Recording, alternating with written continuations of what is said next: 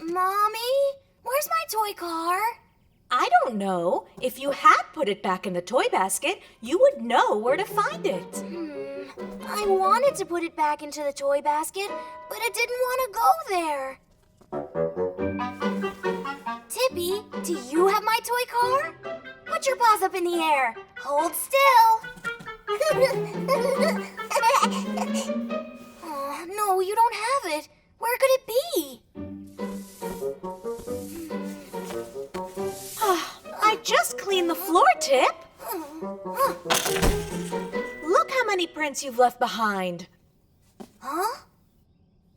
Are you sure those are my paw prints? Maybe they belong to whoever hid my toy car.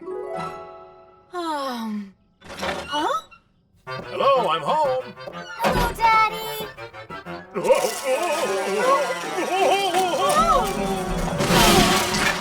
Good work, Daddy. You found my toy car. What's going on? I think it's time to set some ground rules in this house. But I don't like rules. Always rules, even at school. They are super ultra boring. And they are too hard to remember. I think we can fix that, right, darling?